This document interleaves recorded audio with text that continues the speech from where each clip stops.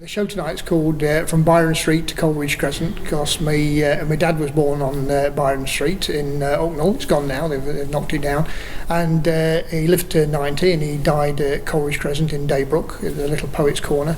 And I thought it'd be great, because it's his birthday today, 2nd of July, to do a show that's loosely based on family, based on Byron, because obviously you've got a Byron festival going on, which I understand is about Byron going around the world, and I find I've actually been to a few of the places that Byron went to, but unlike Byron, I've come back alive. My welcome is unassuming, instilled from first smack. There is no need for ceremony amongst kin, as if to say, I will see your face again. This is where we are. This is who we are. This is who we'll be when we next meet. There is a matter-of-factness to this heritage, born from a legacy of human industry, the early morning bus to Raleigh Island, the truth of hard work done well, openness unbowed and easy civility, warmth in the most cutting of winds.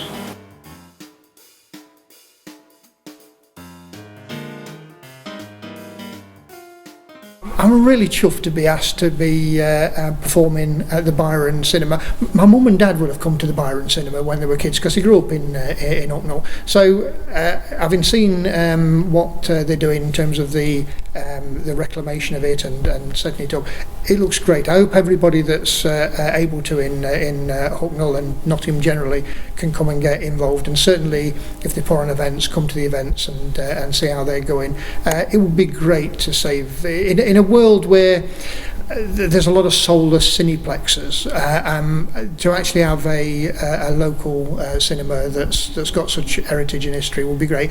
And I understand from Ria, who's been heading the Resurgence, they're wanting to do all sorts of arts events, and you know, if it can turn into a little art centre, that would be fantastic for Hucknall. Slab Square is where I celebrate, centred yet embracing change. I breathe to the pace of the Northern Boulevard. My veins run forest red. I carry Nottingham in my bones. It will outlast this temporary flesh.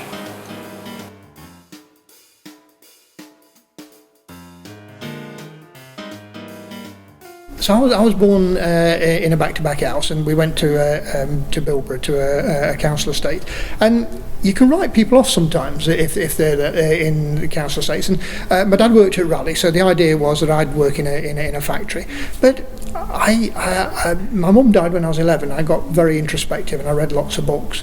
And luckily, because there was things going on in Nottingham, like the Middling Group, and like I think there was a writers' group at the City Centre Library, I met other people who were looking to work in creative endeavours, and I just got more and more involved. I was very lucky. I saw Roger McGough on a lunchtime when I was working as an insurance broker. So I'm on a lunchtime at the Playhouse, and it was fantastic. He did a poem called Summer with Monica, which is quite a famous poem, and I just loved it to bits, and I had to go back to work and earn a living, but I would write away in the evenings and try and sort of add my voice to what was going on. There's not many poets write about being on a council estate, or write about growing up in back-to-back housing, certainly in Nottingham.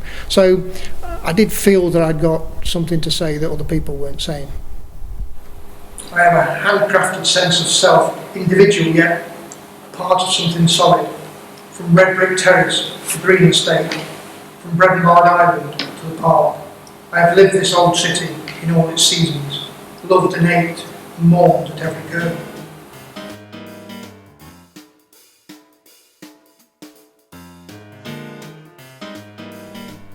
You know your story more than anybody else.